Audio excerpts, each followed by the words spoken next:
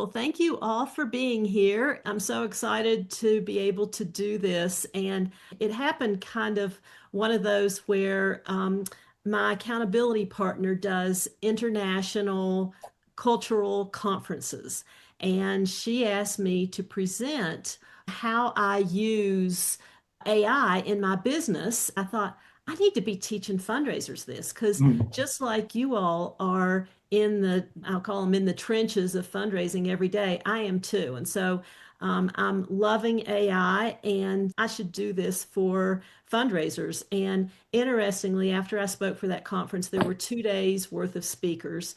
People kept emailing and asking for my presentation to be broken out so that they could watch the video again and see the tools that I presented and all that. That's how that actually came about, was that I said, okay, let me see what I can do for fundraisers. Back in 2008, I was working as a fundraiser and Blackbaud, which many of you all know, that they have the Razor's Edge database. And so I was using the Razor's Edge database, and they asked me to be a beta tester on this new program called Research Point. And what Research Point was the early days of prospect research. And so I was so excited to be an early adapter. And so, of course, I told my board members, there were about 21 board members. And so I told them, and they said, why don't you run profiles on all of us? And I'm like, oh, that's a great idea.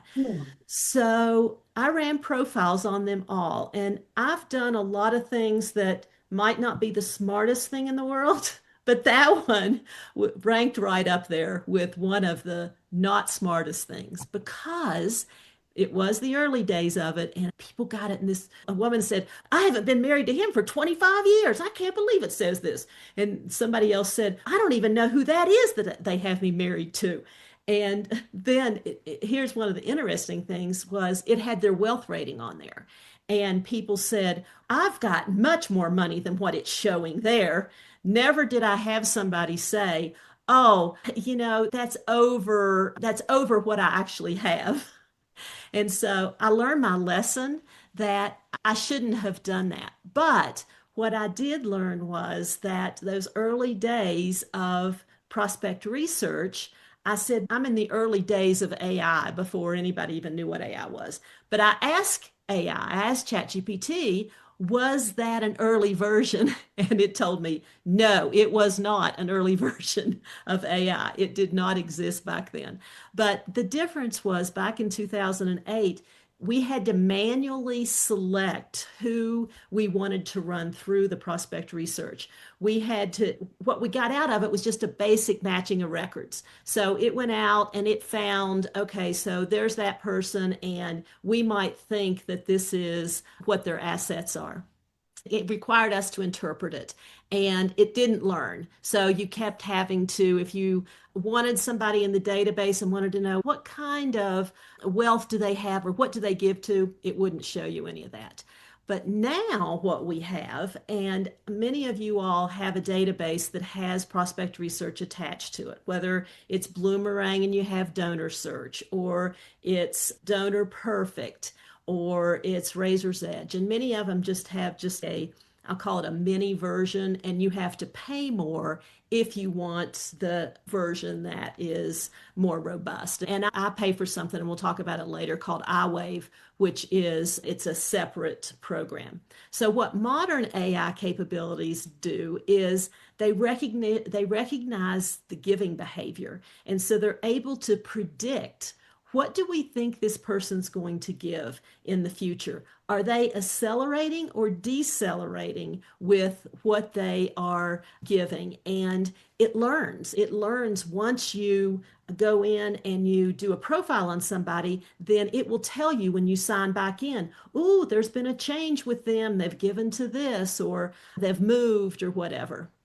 So one of the things when I start talking about AI, that what stays the same is what we do so well. Despite all the technology, the relationships are still what drives the connection. I tell people, no matter what you find in prospect research, you've got to do field testing. You've got to ask people. Their neighbors know, their friends know, and their connections know. And so those conversations we have with people build trust, and then the connections come from that personal outreach. So when people they get nervous about, is AI going to take our job?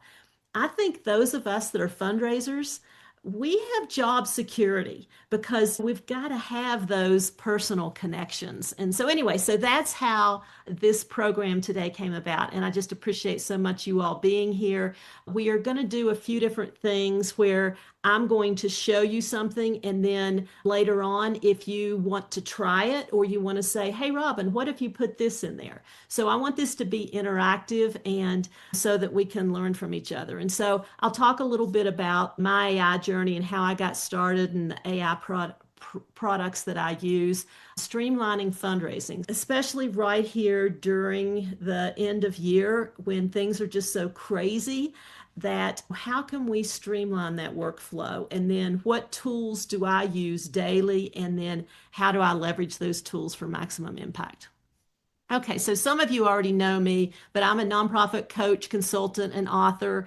I was in the corporate world and I went into the nonprofit world.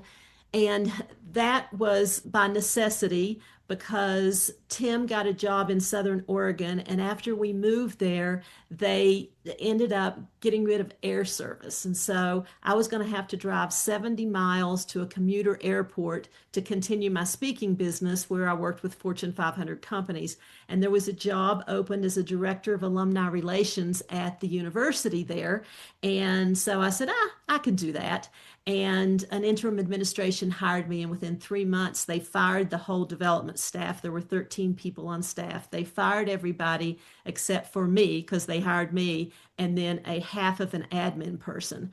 And a new president came in and he said, you're vice president of development. You've got 6 months to raise $2.4 million. And after you do that, we'll get a $1 million challenge grant. Now go on your merry way. And not knowing what I didn't know, I hired a nonprofit consultant, and it was a difficult project. They built a building they never should have built. They moved into the building, and so now donors felt like that they were giving money for debt. And so we were lucky if we got $1,000 donation or $5,000. I'd run up and down the hallway screaming and yelling at $5,000. So we get about halfway through the 6 months, and the nonprofit consultant says, Robin, you're not going to make the 2.4 million. We need to just write the granting foundation a letter. And I said, no. I said, you can write a letter if you want, but I'm not going to send it because we just hit the $1 million mark. We get to the week before that it's due, and we're $550,000 short. And you all know, pick up the phone, you call everybody, come on, we can meet this goal. So the day that it's due, by then I had hired staff and I called everybody into the conference room, and there were tears. People said, oh, Robin, we thought we could make it. And I brought out the champagne and I brought out the orange juice because we had an anonymous donor cover that last $550,000.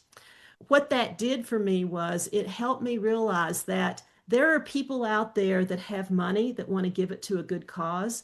And there are causes out there that are doing great work that those people can support. And when I put those two together, it's absolutely magical. So I was hooked from that day forward that I needed to be in this fundraising world. And for that organization, I managed over 17 million in assets. I worked for an organization where we raised over 10 million annually. I'm currently in the middle of hopefully almost to the end of a $38 million campaign. We've raised 40 million, and it's for the Eagle Valley Trail project here in Eagle County. And we might still have 10 to 12 million more to go because we have a landowner that does not want to play ball with us. And then I personally raised over $55 million.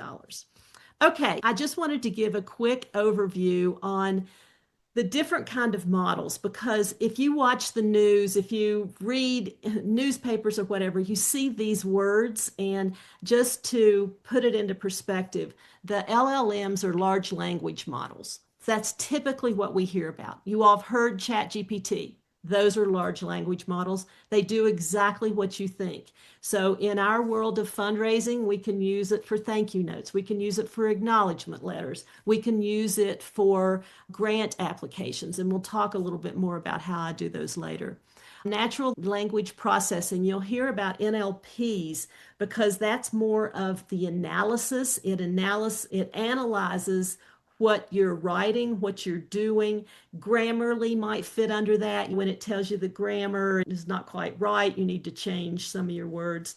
Machine learning, a lot of the machine learning right now fits into our prospect research software because it will predict what that person's going to give.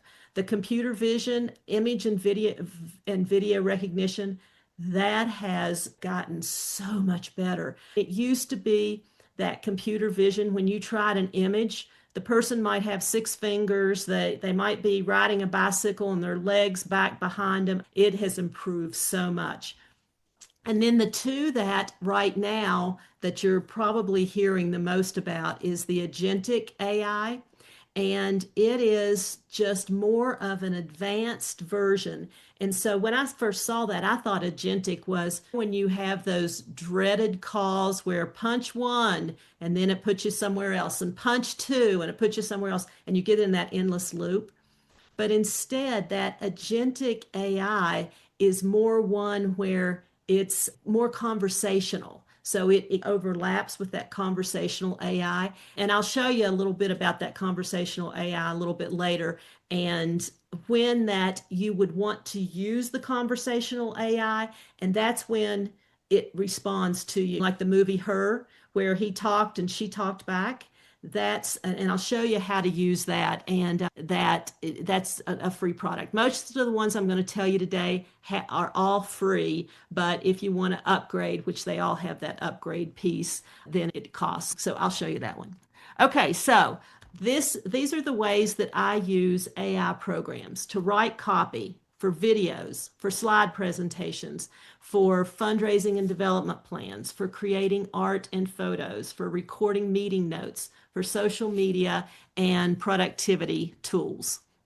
And before we do that, okay, so tell me, are all of you all using some form of the large language model? So are you using Chat GPT? So raise your hand. Are you using like Chat GPT? Are you using Gemini? Okay. And Barbara, Lourdes, and Katrina, and Bergen, if you all aren't using one of those, if you just want to put that in the chat. Using them. Okay, perfect. Okay, good. We will talk a little bit about those different programs and how that there's other ones like ChatGPT that I use in addition to ChatGPT because sometimes they give me different answers. Okay, so what is it that you feel like takes the most time? What are your most repetitive tasks? I don't know how AI can help with this, but making phone calls and just logging the notes in Donor Perfect. Making the phone calls and logging notes. Perfect. What else? I've been using it for thank you notes, like Cool. getting And, new and language because I've been at my job for so long that I feel like I say the same thing. So it's helping me, I think, being a little more creative. and so do you put in what you've written in thank you notes before and say reword this, or how do No, I'm you starting fresh. you just say write me a thank you note for Yeah, this is a donor who's given for so long, or this person has this kind of relationship. awesome. That's great. What about the rest of you all? What is it that's repetitive that just seems like it takes so much time? Grant writing. Definitely grant writing. And so we'll talk a little bit about how I use it for that. Because I think it's the same thing, Colleen, that you said with grant writing is with thank you notes. When you're writing the same to the same granting foundation that you wrote Mhm. last year, and you're writing for the same thing, how do you make it sound different? Yeah, That's and I would just agree with what everybody else said about thank you notes and even like our year-end direct mail letter that just ends up over time just starts to sound the same over and over. But yeah, what takes the most time is the phone calls for sure and those conversations, which I also really love because that's the connection piece, the live connection piece. Yeah. And so many times we're just leaving a message anyway. But when the person gets that voicemail message, they're like, wow, that's so cool. I have been getting phone calls for end of year thanking me for my donation. And I'm like, that is so cool because most organizations aren't doing that. Okay, anything else that's taking a lot of time? Going through emails. Yeah. Emails, definitely. I haven't used any of the programs that supposedly help you do that, but we'll talk a little bit in a little while about one that has just been introduced. I think it was introduced like at the end of September. I'm still skeptical because I don't know how much I trust letting AI answer my emails, but yeah. Okay, good. Let's see. What else do we have in the chat? Thank you letters. Okay, is what Lord has said. Yeah. Okay, so let me get back to here. So these are the things that I've found that it's the thank you notes that we talked about, entering donations into the database. Now, maybe you all have somebody that does that, but in my position now, that is one of the things that we do. And it does take a long time. And it's better if you can batch it and upload all of the donations, like from Colorado Gives Day or whatever. But I'll tell you what, some of the databases now, and I can't even imagine why they develop a database that you can't bulk upload. You're, it's come on. And then the acknowledgement letters, in addition to what you all were saying about the end of year letter, yes, thank you notes, but those acknowledgement letters, because I find that those the same way, they begin to sound the same. And we want people to know that they're different. And then, of course, email, which you all talked about. Okay, so these are some of the tools that I use, the Chat GPT that we talked about. So now, are any of you all using Chat GPT Atlas? Have you heard about Chat GPT Atlas? Okay, so it is only a Macintosh product right now. It just came out probably 2 months ago, and it takes Chat GPT and puts it on steroids. It combines a browser with Chat GPT. And so when you get the results, they actually are, they look graphically pleasing because when you get something out of Chat GPT, it's just a whole bunch of text. Chat GPT Atlas actually formats it. And I'll use Chat GPT and say, oh, that's just not quite right. That just didn't hit the mark, and I'll take it into Chat GPT Atlas. And just so you know, I'm going to send you all a list of all of these that we talk about. So if you're Mac based, I would highly recommend Chat GPT Atlas. And just because it pulls from the internet and it pulls from that Chat GPT basis and it combines the two. And we'll go in and play with it here in just a few minutes because it, like I said, it just is unbelievable. It is just so good. Microsoft Copilot. Are any of you using Microsoft products that you're using Copilot? I don't use Copilot, Robin, but I feel like Grammarly, would that kind of be considered? I guess that is more grammar specific, but isn't that kind of what AI is? Like Yep. where it's telling me, yeah, I've been that's using it. yeah, I love it. Yeah, and yeah, because Copilot will do the same thing in a way. So if you have Microsoft products, it will do the same thing where it'll tell you the language and it will suggest what the next words are. Some people that drives crazy because they don't want it suggesting. One of the programs that I use is called Magi. It's magi.co. And I'll tell you the reason that I like it so much. I think they have a free program and I got into it early on, but and I think it's $20 a month or something. But there's a couple reasons I really like Magi.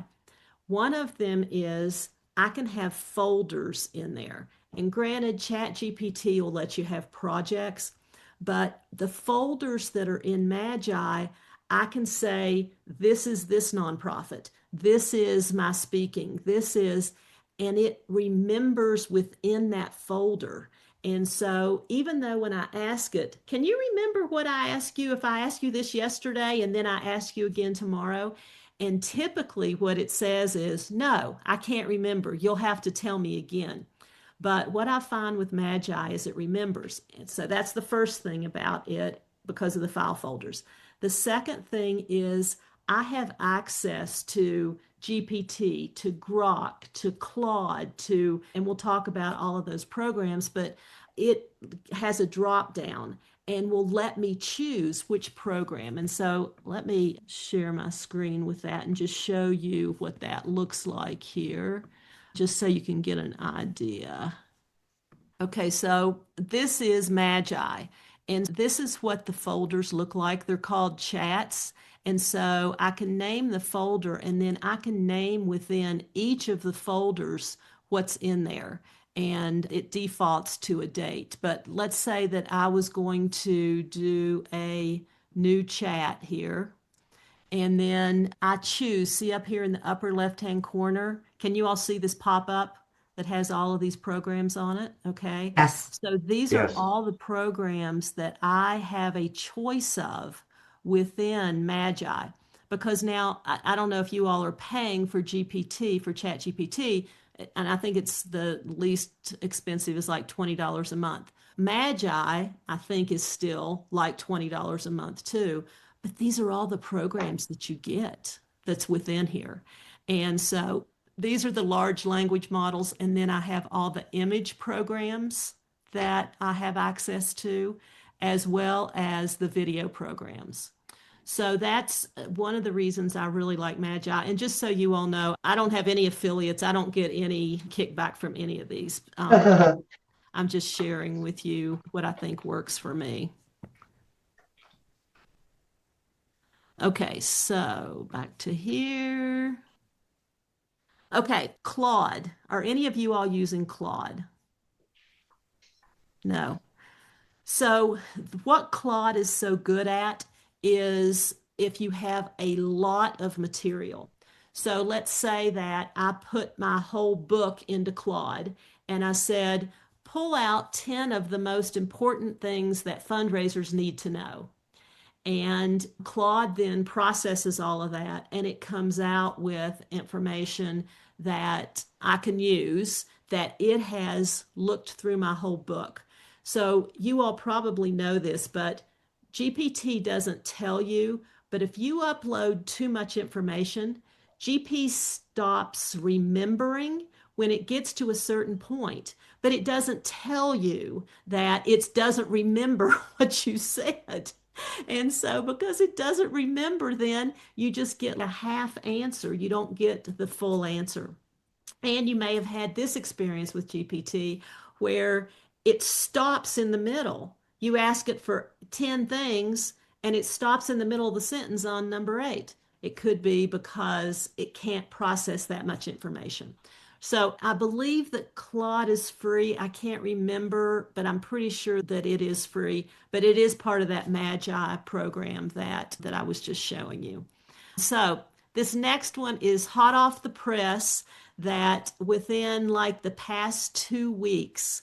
So Gemini is the large language model for Google, and it used to be called Bard. They keep evolving and changing, and now the image piece of it is called Nano Banana Pro. Where they came up with that name, who Some knows? marketing person was behind that. I think it's It catchy. I love was. that. I know. They weren't they? And Google has fallen behind. Gemini has, and I don't know if you all have seen that, but they have been asleep at the wheel. And GPT has just been like going bonkers and with new information and new ways to do these things and with images and whatever. 2 weeks ago, Google said, we're tired of this. We're going to launch all of these new programs. And so I have not played with Gemini a lot, but what I have done with it, it is pretty daggone impressive. And I'm in an AI mastermind group as well as an AI workshop group. And I've probably taken about 40 hours of AI training from various different sources. And so yesterday, when I was in this workshop group, the techno person, his name's Terry Brock, he said that he stopped using GPT altogether because Gemini is like on steroids. So I can't wait to use it a little bit more, and just wanted to put that bug in your ear. It will go into Google Sheets. It will organize things in Google Sheets. It will organize your email. It will do like all these different things. And so it's like the Ginsu knife, but yet there's more. And so anyway, so I'm looking forward to playing with that. Okay, does anybody use Perplexity for anything? Okay, so Perplexity is one of my go-tos for knowing whether something is accurate or not. So GPT has gotten much better at not hallucinating, and hallucinating being making stuff up. And I tell the story that when I told it the Eagle Valley Trail, it's a paved trail. And I said, write this description for me. And it came back and said, it's great for hiking, biking, and horseback riding. I'm like, wait, it's a paved trail. What do you mean horseback riding? So I told it, and it said, okay, I apologize. I won't do that again. And it took off the horseback riding. So what I do with Perplexity is, if I'm not sure that the information that GPT gave me is correct, and granted, now GPT has that little symbol that's like a scroll that you can click on and it'll tell you where the information came from. But with Perplexity, it not only tells you where it came from, but it gives you a whole list of, okay, so this was published on X date, and this was published by the New York Times, and this, it gives you like a college footnote of where all the information came from. And so if there's anything that I feel like I need to verify, I will copy and paste it into Perplexity. Perplexity is free, but of course they have the upgraded programs. They do have something called deep research now that, from what I understand, it goes even deeper in. And but you do have to pay for that. And then they had just introduced Comet. And what Comet is, a web browser. And you use Comet as your web browser instead of using Firefox or Google Chrome or whatever. And that is a paid program. I have not used it, but supposedly it's pretty daggone cool. Comet has probably only been around about a month. So as you all see, this is like changing like daily as we try to keep up with all of this. And then the last one that I'll use occasionally is called Grok. Has anybody used Grok? It is, they call it witty and whimsical, but it will, if you want something funny, if you want something that's different, you can try Grok, but just know sometimes it comes up with inappropriate things. Like I had asked it a question, and I don't know if it's on this next slide or not. Yeah, so I had asked it, how can I make a presentation on AI tools more entertaining? And it's not this one. I didn't put the inappropriate one up there, but it said you need to roast people. And so it gave like all these terrible things about how you would roast people. I'm like, you've got to be kidding me. So this is a little tamer. It said that we could say, hey, Chat GPT, the personas, it's an overeager intern. And then the one-liner is, oh, I'll write 47 versions of that. Because I don't know if you all can do this with GPT like I do, but I can go down a rabbit hole and 2 hours can go by because I'm like, oh, that's something I hadn't thought of. Let me ask it that. Let me ask it this. But the whole idea behind these large language models is to keep you engaged. And so what it does is it gives you these positive answers. It's all rabbits and bunnies and roses, right? Because then it says, oh, can I provide you with this? Oh, would you like this? And so you have to ask it specifically to tell you, so if I would do this, what might be the negative behind it? And then it will tell you, and it will be brutally honest. but it won't tell you negative things. Anyway, perplexity, hyper caffeinated librarian with a searchlight. Hold my coffee. I'll cite and fact check before you blink. And then Gamma, which we're going to talk about in a few minutes. Flashy Vegas showrunner in a sequin cape is the persona. Why bore when I can bedazzle with your deck in 60 seconds flat? And then Claude, a stoic philosopher monk with a safety halo. I'll craft your masterpiece, but first let's discuss ethics. So anyway, so that's Grok if you just are trying to find something funny. But just so you know, what you may think is funny, somebody else may not. Okay, we talked a little bit about Grammarly for specialized writing tools and then Constant Contact. If you all use Constant Contact, I use MailChimp some, and I don't know that MailChimp makes the same suggestions as good as suggestions as Constant Contact does. They could be evolving. And then the AI companion in Zoom, you all have probably seen that where after your meeting, it comes out with, so these are who participated. This is what was said. These are the things that Robin's supposed to do. And I just love that. I've even been using that when we do board meetings in person.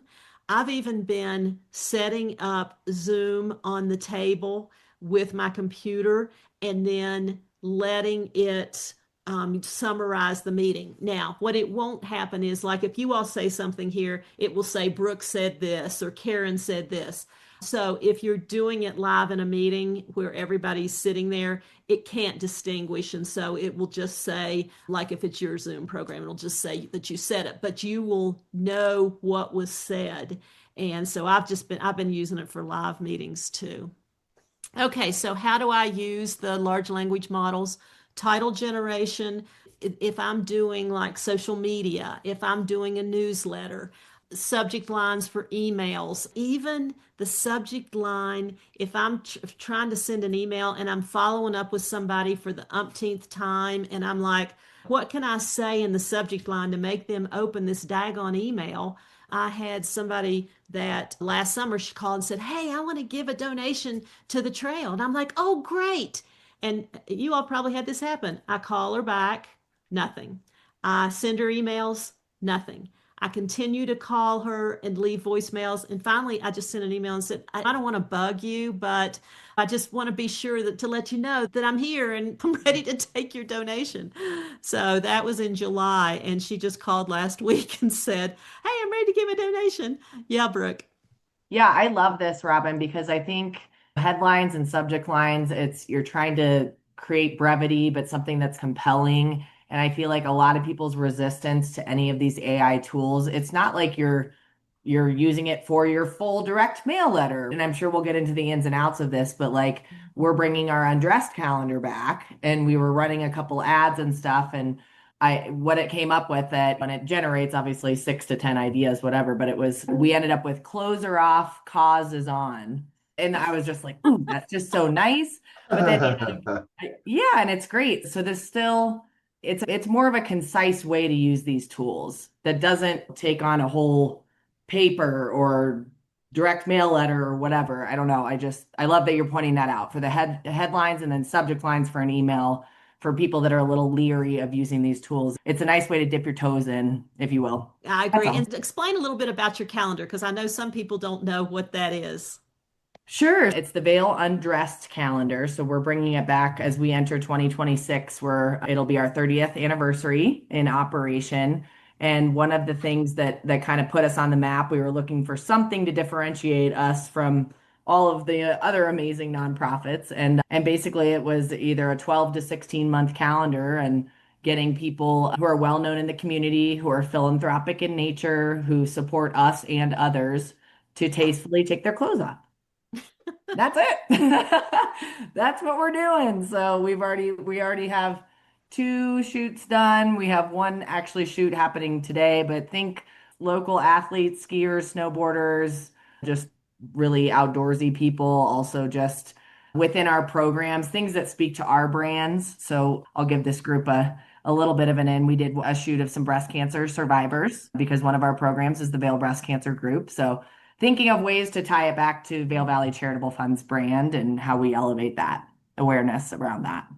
I love it. Yeah. Are you going to be in it? No.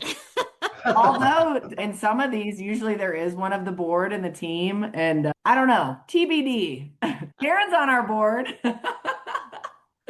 No, she says. I see her shaking her head like, That's right. no. Yeah. Thanks for saying that, Brooke, because I think sometimes I go back to old habits and think, oh, what am I going to say in this email? Like, how am I going to, what's the subject line? What? So thanks for saying that. And then the content creation, developing the materials, whether it be here's the end of year, this is our theme, which they've helped, which GPT's helped me develop. And then how can I put this in social media? What about the newsletter each week? And giving it enough information so that then it can develop that whole plan for me. And then presentations. I'm sure you all do presentations, whether it be for Rotary or for granting foundations or just talking about your nonprofit to potential donors. And so we will talk about this way. It has changed my world of producing PowerPoint and slide presentations. Campaign plans. I've done this for many years and I still, when I do a campaign plan, I'll put it into ChatGPT or to Claude and it'll come up with something. I'm like, "Ah, I didn't even think of that. How did I not remember that?" And I just really think that it helps just further my thinking already. And then, of course, appeal letters and grant writing too. And we've already talked a little bit about that. Okay, so what I would do for a prompt for a fundraising campaign, and those of you that know me know that I call campaigns like our end of year is a campaign. If Brooks Calendar is a campaign. If we are doing a peer-to-peer fundraiser for a month or 2 weeks, that's a campaign. And so I approach them pretty much the same way. And I'm working on an end of year campaign. Can you create a theme for it using these words? So I try to give it as much information as I can about what direction am I looking to go. For instance, like right now, Claude and I are in a tussle. I don't know what happened to Claude, but he got just a little big for his britches, is what we would say in West Virginia. And it won't give me the answers I want. And so I'll say, now you answered like that, but this is what I was really looking for. Can you redo it? Oh, yes, I can redo it. And it does the same thing. I'm like, okay, Claude, what is the deal? So I've given Claude a little bit of a break because I thought maybe he just needed some downtime before I go back to him. But then I ask it, when it gives me the end of year fundraising campaign, I ask it to justify the responses. And can you write a description for these three? Because I'll tell you, this is one of the things that happened was that I asked it for themes. It came up with some great themes, picked one, loved it. And there was a part of me that said, wonder where it got that theme. Sure enough, it was a local nonprofit that was already using that theme. So it thought it was so smart and went and said, "Oh, we'll just pluck this one." And so I asked it where did you get this? How did you come up with this? And then, of course, writing the series of 8 emails to be sent each week that relates to the theme, and then creating the social media post, and then suggesting images for those posts. And so you all probably know if you're using GPT, you can ask it to create the image in text because a lot of times I don't like the images that GPT comes up with. So I'll ask it to create the image in text and say, I want to paste this into Canva or I want to paste this into Gamma. And so it will create what Gamma or Canva needs to create the image, which again, I think is better sometimes. Now, maybe GPT will get better. I heard that Gemini has just exploded on images and just doing it so well. So putting GPT to shame. So just real quickly here, I just asked it for a workshop title generation, and then it gave me the presentation description, the learning objectives, and then it gave me the training outline. So this is something, if you all saw the tips that I sent each day, this is one of the things I said to be careful that I haven't found any of the programs, the large language models that do this well. Because so you see the welcome and introductions, 15 minutes. Understanding AI is 35 minutes. And then that's it. I ask it for a 4-hour training session. So the large language models don't count very well. And so, for instance, if you ask it for a grant, you say, "Can you give me a 100-word description of this for this grant application?" It'll come back with 700 words. And you'll go and say, "I really need 100 words. This was 700. Oh, I'm so sorry." And it comes back with 1,500 words. So it doesn't count very well. And I heard somebody the other day in one of my groups say that her son had a math problem and she couldn't figure the math problem out. So she asked GPT and it came out wrong. So she asked it again and it came out wrong. And so she asked it a third time and it came out wrong. So just so you know, you can't trust it when it comes to numbers. At least that's my experience. Now maybe it'll get better. And then I ask it to write a bio. And so this is one of the ways that I like to use the large language models. And I like to put a story in that I've already written. And I'm not that great of a writer, but I know what I want it to say. And so this was the story, and this is for a school for autistic children in Miami, Florida. "It's Purple Shirt Day," exclaimed Ethan as he ran to the room to find his purple shirt. Bridget, his mother, followed closely behind him because she knew where she had hid it. "See, at the Victory Center, Purple Shirt Day is really special. It's when the students go on a field trip. Ethan loves school and especially likes the days they get to go on a field trip. At the Victory Center, field trips or community-based instruction is imperative for providing students with social interaction that promote the development of social skills. Bridget drives 45 minutes each morning so he can learn in an environment tailored just for him." Okay, I don't think that story's that bad. That was the beginning of my appeal letter. But here's what it came back with. "It's Purple Shirt Day," exclaimed Ethan, which was pretty much what I had as he eagerly searched his room for his beloved purple shirt. For Ethan and his classmates at the Victory Center, Purple Shirt Day signals an exciting field trip full of rich learning opportunities and social connections. And then field trips provide critical community-based instruction, etc. And then the next paragraph, "For the past 6 years, Ethan's mom, Bridget, drives 45 minutes each morning so he can learn in an environment tailored just for him." And so that was the beginning of the letter. And then it ended with, "Ethan's eyes lit up when he spotted his purple shirt. Bridget said they'd have to hide the purple shirt because he thinks if he puts it on today, will magically be a field trip day. Additionally, he's excited about the 3 R's." Okay, so you can see how the story is so much better with GPT. But one thing I will tell you is there's a telltale sign that it is written by AI. And do you know what that telltale sign is? When I used this one, I didn't know this. Does anybody know what the telltale sign was? Adverbs. Adverbs. GPT, large language models love adverbs. And that's going back to your English class. That's any word with an ly on it. Colleen, you can probably talk about what adverbs are better than I can, but it modifies the verb, right? And so what I ask it to do now is to write it without adverbs, to take the adverbs out or use as few adverbs as possible. And so that people won't know that it's actually AI generated. I do take what it gives me and I do edit it. I don't put it just word for word because there are these programs that will tell you, was it AI generated? I have not heard of any granting foundations yet who are putting our grant applications through those type of programs, but they certainly can. And would it count us out of getting a grant? It possibly could. And so I just don't want that to happen. And I'll say I still don't totally trust that it's not lifting the information from somewhere else because we know these large language models were trained on the information that's out there.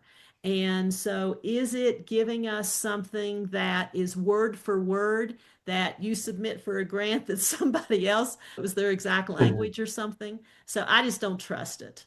And so, I work on it and I reword it. And I hope you all are doing that too. Okay.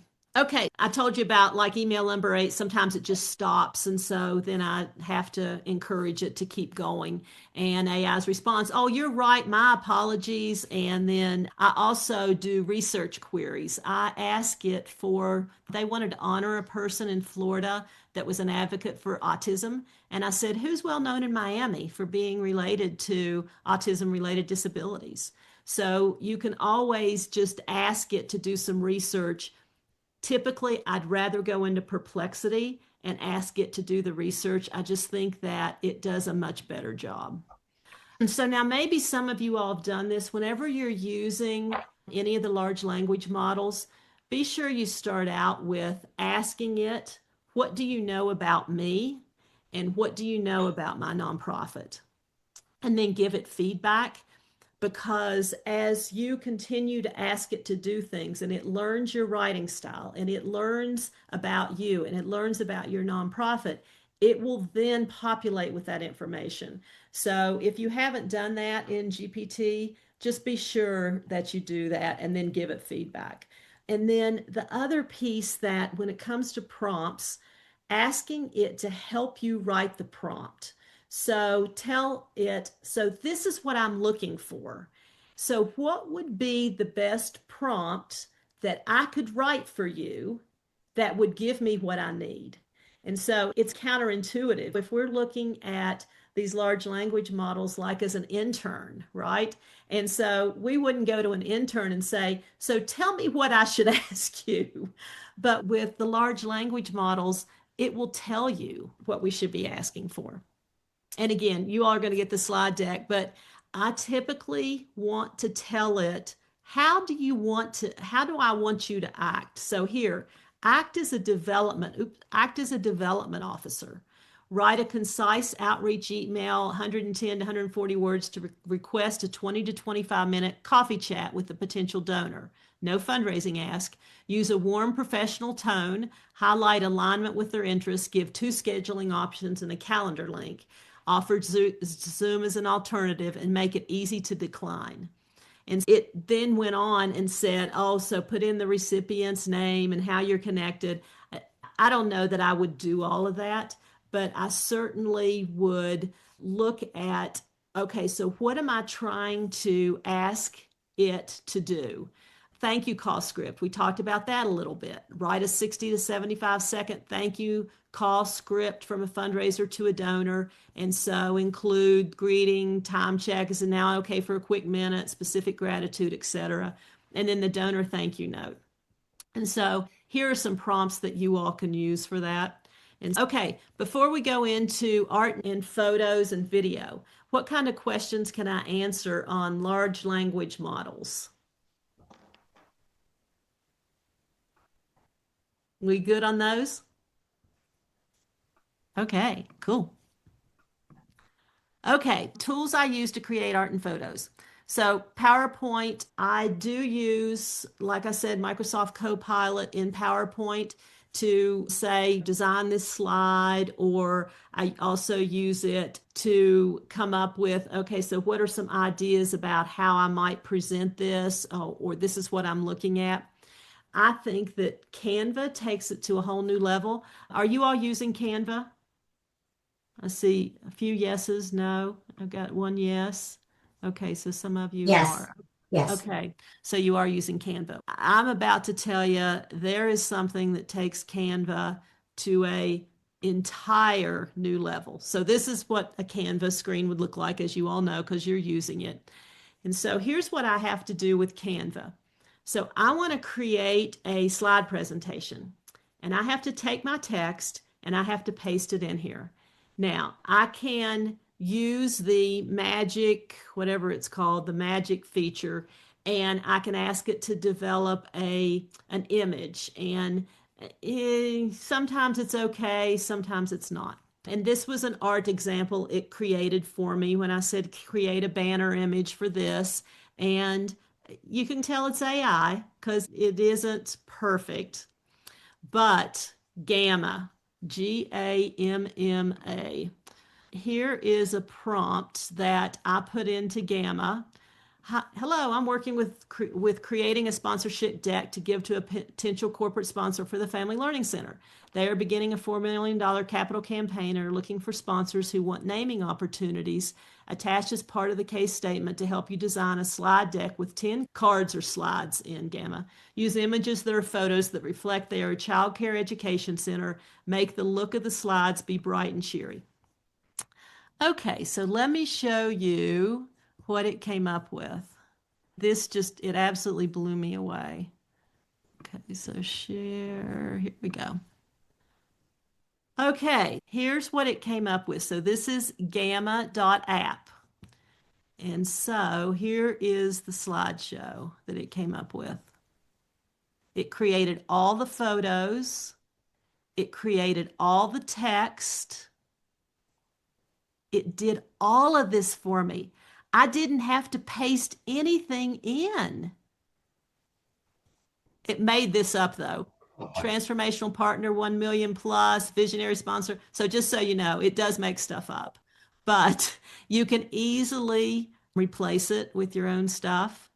And then, of course, it made this stuff up too. 500 children served annually. I don't think so. And then our timeline. Let's build something amazing together. Is that like unbelievable? I didn't have to do anything. So Oh, except for just put it in. And what it does with Gamma is, let's see if I go back to here, I can say create a new Gamma, and we can play with this here in a few minutes, but I can paste in text. I can just take an outline. And that's what I basically did. I pasted in text. You can import things that are presentations. And I've done this, put in my PowerPoint presentation and say, okay, I want to add this or I want to make it customized for fundraisers. Or you can just do a one-line prompt and it does everything for you. It's just, yeah, it just takes Gamma to a whole new level. What's it called? Canva to a whole new level. I haven't used Canva at all since I started using Gamma. And Gamma is one of those that I think it's probably only been out now for maybe 3 weeks, maybe a month. It's very new. Okay, Is there a so fee for it, Robin? Is there a license you need to have? it is free up to a certain number of images and cards. And I don't know if you all have found this, but to me, it's woo like on GPT, you have so many, oh, what's the word? It's not characters, but it's tokens. You've got so many tokens. Karen, as far as like how much can you do on the free program? It's hard to tell. But yes, there is a free program. And when you're producing like a slide presentation, it limits you to 10 cards, where if you pay, it was something like really inexpensive, and I can't even remember how much it was now because it is so new. A lot of these programs, if you get in on the beginning, they are just trying to get people onto the program. And the same thing with Magi. I paid $9 a month, and I think Tim put in there that it's still $9 a month. At one point, I thought it was like 20 a month or something. But anyway, so it is free, so you can play with it. Okay, so how many of you have been using iPhone editing? Are you all iPhoners, and are you using iPhone editing at all? So let me show you here. So if you see this picture here, and you might want to, if I'm not the big thing on the screen in the upper right, the view, you might want to say that. Okay, so you see I took this picture and you see the sign and the car in there. So if I press this, it looks like a hamburger right here at the bottom, the 3 lines. If I press that and then I hit this cleanup feature that's over here to the far, it's cleanup. And so what happens then is it lets me select what is it that I want to delete. So I'm just going to touch that sign. And you see how the sign just disappeared? Okay, and so then I'm going to touch the car and the car disappeared.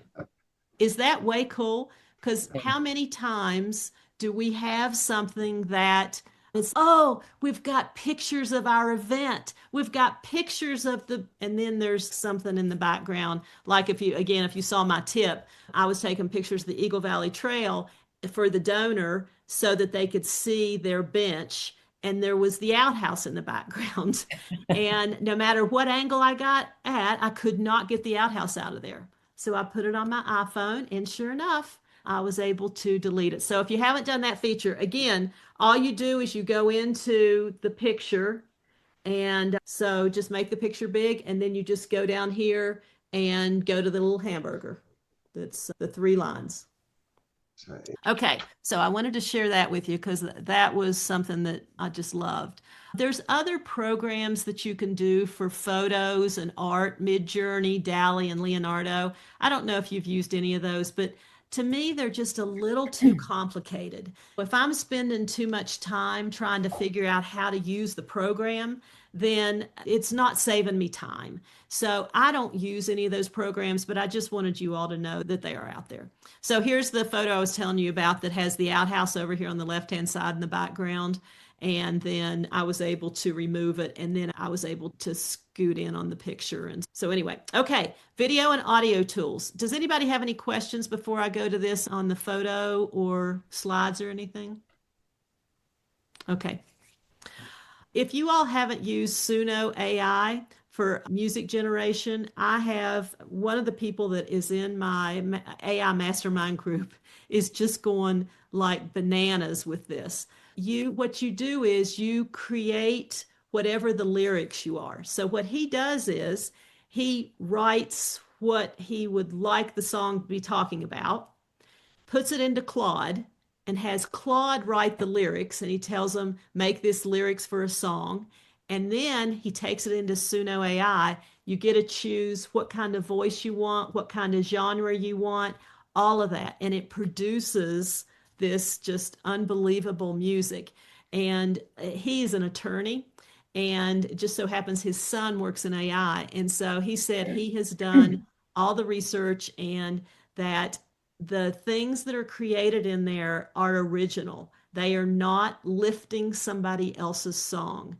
And he what he does now is he has a playlist that he listens to when he walks on the treadmill of 17 of his own songs that say what he wants them to say. Okay, so how could we use that in fundraising? Think about your events. Think about if you did a custom song for one of your biggest donors. Think about how that they would feel about having a song written about them or for them. He has actually started posting his on, I can't remember which one that is. Let me see if I can mute her. Okay, so then Descript. Have any of you all used this? Okay, so you take a video. So you've got a video of one of your recipients or one of your donors, right? So you upload it to Descript and it creates the text from that. And then you go in and say, "Oh, I don't want this sentence in there. Oh, I don't want that sentence in there." And it flawlessly, seamlessly cuts that clip. It's absolutely amazing what it will do. And so just remember Descript, and I'm pretty sure it's free. Again, they limit you on how much you can use it. Cast Magic, you can use that if you're doing podcasts, YouTube, whatever. It helps you be able to cast those. And then Canva, have you all used the video creation feature in Canva yet? Okay, so here we go. In 1994, I performed a benefit concert to help launch what would become an early childhood education center. My wife and I served as honorary chairs. Could you all hear that? Uh-huh. Yes. Okay. That was an 8-second video that I created in Canva. And so all I said was to have a man and a woman on stage, panel discussion. The woman says this, the man says this, and it created the video from that. Now, Downside is that people are recognizing that anything 8 seconds or less is AI generated. Now, does that offend you that it was AI generated? I mean, I don't take offense. We can't tell that it's AI generated, except for the fact it's only 8 seconds. Now, I think it's Gemini. There's one of the programs that now are expanding how many seconds that it can be. But I will tell you, I asked for it to be President Gerald Ford and Kathy Lee Gifford. So that's who I asked the two people to be, and it refused to do it. Oh, I thought I turned that off. That's pretty cool. So it would not do that, which that's a great thing, right? That somebody couldn't put one up there and say, this is Lourdes, and Lourdes says this, and it's something that Lourdes didn't say. So that's a good thing. But anyway, so that's something in Canva. And let me I just had a quick question about that. So pretending you're using that and that was the people who you had presented. The question I have, if I'm the person on the recipient end, I would be like, oh, so what conference was that? And who were those two great people you had speaking about it? To me, you need to have the ammo if you're going to use that, or else it looks like you're just making things up. which you are.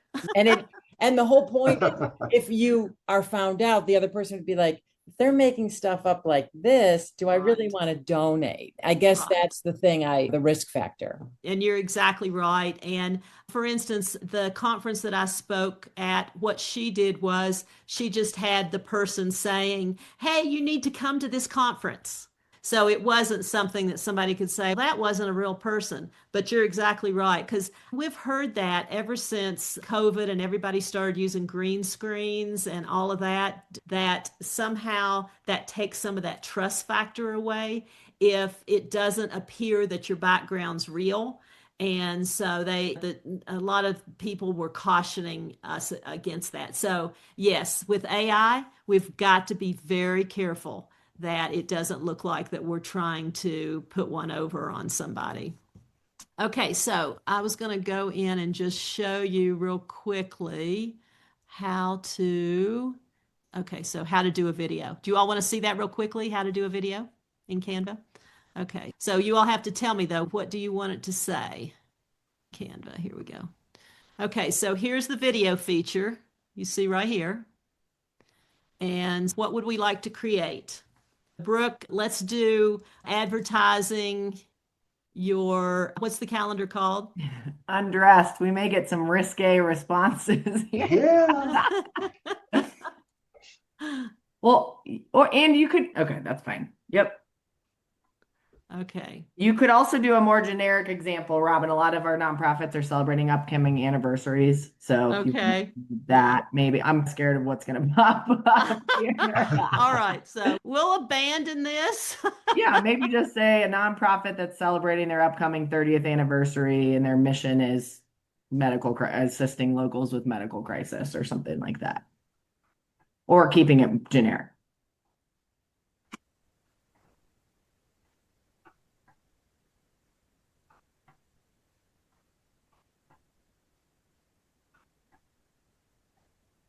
Okay, so it wants to do an invitation instead of a video. Didn't I click on video? You did. You might not have when I derailed the undressed theme. Okay. Oh, look at all these and then mobile, all the Instagram. Wow.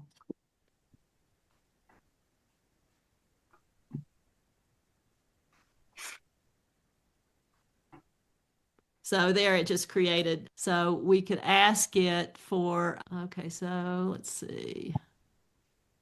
Mobile video. What if we ask it create a video with a woman talking about the upcoming 25th anniversary of the nonprofit? Okay, let's see what we get from that. So it wants me to upload video of some type of video. Okay, so there you go. It doesn't want It wants me to upload. You think that's too broad of direction It or could lack of? be. Yeah. Yeah, because it wants me to drag something in Okay. there as opposed to just creating it from You can try the nothing. undress calendar, Robin. I agree with you. I think we might not like the answer we get. Take this Zoom call from PG to like X-rated. That's We right. have to do that in the privacy of our own home. That's right. Nice, And Colleen. Well, I did hear about a Zoom bomber the other day on a call that was all these In X-rated 1994, videos. Oops. the benefit concert to So we need to go to the next slide here. Okay. Tired of AI in 1994. Okay, there we go. It did not want to get past that. It wanted to stay on the video. Technology. Okay, this is one of my new favorites is YouTube Ask Studio, and this was just introduced back in September. So if your nonprofit has a lot of video, you can go into YouTube and you can ask it for feedback on your video and ask it for what types of ideas do you think that our potential donors would want to hear about? What might we do with these videos that you think would get more views? What type of videos should we create? And it's very cool. And all you do is click on that little star up there. You go into YouTube Ask Studio and you just click on that little star and it will analyze the videos that your nonprofit has and tell you what you should be creating. Okay, handwriting generator. With handwriting generator called Calligrapher, Calligrapher is misspelled correctly. It's misspelled correctly. It does not have an ER on it. So you create your own font. This is like way cool. You have this grid and you write A, B, C, D, and then you upload it into Word or Google Docs or whatever, and you have your own font. And the one on the left is mine, and then Mr. Engineer Tim, his font is on the right. So when we were talking about those thank you notes and being able to really automate those, so you type it in on your computer and then you just print it out on the note card. Now, as you see, both of these are print and not cursive writing. Now, of course, kids aren't being taught cursive now anyway, so they're not going to be able to read cursive. Cursive is very difficult in this program because you know how the tails of your letters need to connect to other tails of other letters. They have a way that when you create that grid, that it will help you be able to connect the letters. That is one way that you can automate those thank you notes. But here is a hack that we've been using that we have written on a plain white piece of paper and put it on the copy machine and run it through the copy machine. We leave enough space at the top to say dear so and enough space at the bottom if in case we want to put a PS. And as long as you use the same pen, the same thickness, you can't tell the difference. So if you don't want a printed like this, you can always put it through the copy machine and talk about automating your thank you notes. Granted, sometimes you want something that's more personalized. Sometimes you can do that with a PS. But this also helps if you want to put a note on the top of your thank you letter that looks like you hand wrote that thank you letter. You can use this font. So it's pretty daggone cool. And I think it was free. Tim, do you remember? Was it a free program? I don't, Robin. Yeah, I think maybe it's a free program, but you can go on and take a look at it. Okay, handwrite generator. We talked about Kindsight, which was formerly iWave. 1Password. I always have said, I don't need those password programs. I went to a webinar, and this guy who was a cybersecurity specialist told me he could break into my computer and get all my passwords in less than 3 minutes. And I said, what if I have them on my phone? He said, oh, you would show me how to do that. He said, because I can do that in less than a minute because all I have to do is watch you. So we've been using 1Password. I think it's a little inconvenient, but because it takes all the passwords and scrambles them. So anyway, so I just wanted to pass that on. And then Hootsuite for social media scheduling and posting time suggestions. That also now Constant Contact has that built in that you can actually post social media posts from inside Constant Contact and you can schedule them just like you can with Hootsuite because Hootsuite is rather expensive and they might have a nonprofit discount. I can't remember. And then this is just social media strategy, posting 20 times a week, some of you have heard me say this, 5 posts, and you just rotate them through because if people only come to look at social media at 8 a.m. and you're posting at 10 a.m., they're never going to see your posts. And so by rotating them through different times of day, people are going to see it more. And I've done this with a few different nonprofits, and we look at the analytics. We looked at one about a month ago where they said, let's just post once a day. I'm like, okay, pick the time that it recommends and post once a day. And let's look at the analytics. It was unbelievable at the lesser number of impressions, lesser number of clicks, lesser number of people commenting. And so anyway, finding a way to post more often with a program like that. Okay, Answer the Public is a program that it's free. You want to know what people are asking for about certain things. It's very cool. I love Answer the Public. It'll come up with questions that people have asked and what they've typed in, etc. Another thing that I've found that helps my productivity is something called Daily to track my time and productivity. It's only available on Mac right now. But what it does is every 20 minutes, it asks me what I'm working on.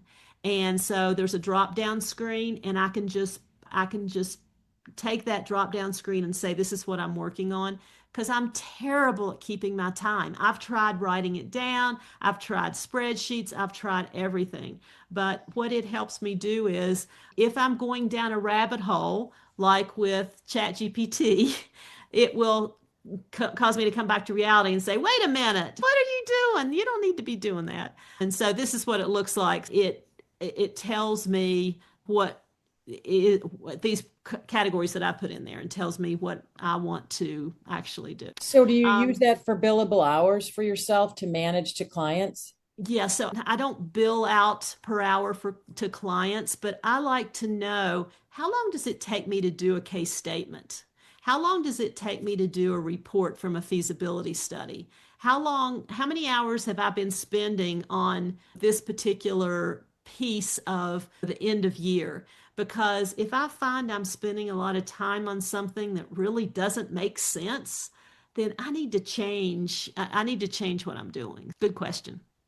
Okay, this is one I wanted to show you all that I said. Now, I probably said this, but I like to be nice to AI because if it ever takes over the world, I want it to remember that Robin was nice to it. So I usually say hello, good morning, whatever. I need your help finding capacity building grants for the specific nonprofit.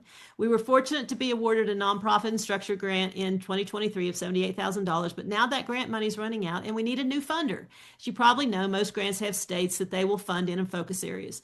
With that nonprofit, we usually look for arts, youth development, and community development. Would you please create a list of 20 potential funding foundations that fund in the state of Colorado for capacity building? So it came up here at the top. This is number 19, Vail Resorts Epic Promise. And then number 20 was Holy Cross. And then it says, do you want me to turn that into a prospecting worksheet with fit notes, recent deadlines, typical blah, blah, blah, blah, right? And so I said, yes, would you please create that prospecting worksheet? And next it asked me if I wanted it to create a case for support. So this is what it came up with. Is this amazing? It came up with the name of the nonprofit, where it served, the alignment, the personnel consultant capacity eligible, typical award. Is this amazing? So, anyway, now I will tell you in Eagle County, Colorado, most of you all probably recognize these. It came up with a list of 20 because that's what I asked it for.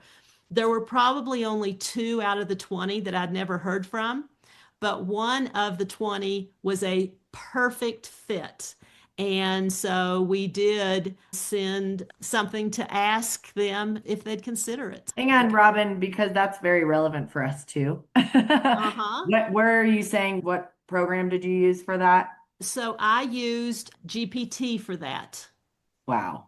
Okay. Yeah, that was and I might have used GPT Atlas instead of GPT, but Got it. you'll get a similar response. The only thing is GPT can't search the internet. And so you may need to go then post it in Gemini or use Gemini for that because it needed to search the internet to find those. Because now that you say that, I think it told me it couldn't search the internet.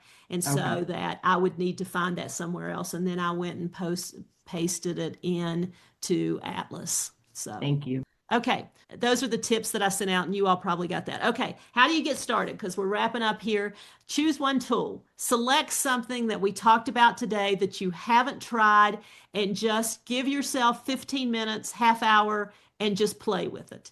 And then what do you want to get out of it? Measure your results and then scale it gradually. Don't try to do everything at once. And I put these little puppies here because you know how puppies run around and around and around and then collapse on the floor. Robin, can you actually share those tips? Because I know that those were in emails, but if those are all in one place, that would be Yep. great. And so I'll share the Okay. whole slide deck with you all. Thank you. In addition to the programs we talked about and then the URL, so where you can go and just click on it and play with it.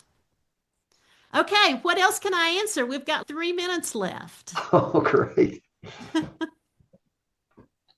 This was wonderful. Thank you. It's overwhelming how many tools are out there, but it's also inspiring. And I think I like the boiling it down on the end of just picking one if there's already a couple that we're using, because you can go many different directions, but I appreciate the content very much. Yeah, and I'll add to that. I love the fact that you said, hey, you know what, let's try this one instead, because this one was more, difficult and didn't give you the answers you needed. So don't waste your time starting with that one, because we're all at the point where this is a rabbit hole, regardless of how you look at it. But once you fine tune it, you have a product that's going to be beneficial. So the bottom line is there's going to be a lot of playing around, which you really have to have time for. But finding the right one that optimizes your utilization of your time during that makes your life less stressful. And just getting the tips from you to know which ones to focus in on for the specific areas makes it so much easier to say, okay, good. Now I'm not wasting my time in more rabbit holes. Exactly. So thank you. Yeah. So yeah, because the idea is to save us time and not to make it tougher for us. That was great. Great. Thank you all for participating today. And I'm happy to answer questions if you start saying, I can't figure this out, or I don't know how to use this. I love this stuff. That's a problem of mine. I'm addicted to it. Thank you. Thanks, Robin. You're welcome. Have a great day. You too. Thanks so much. Uh-huh. Bye. Take care. Okay, thank you.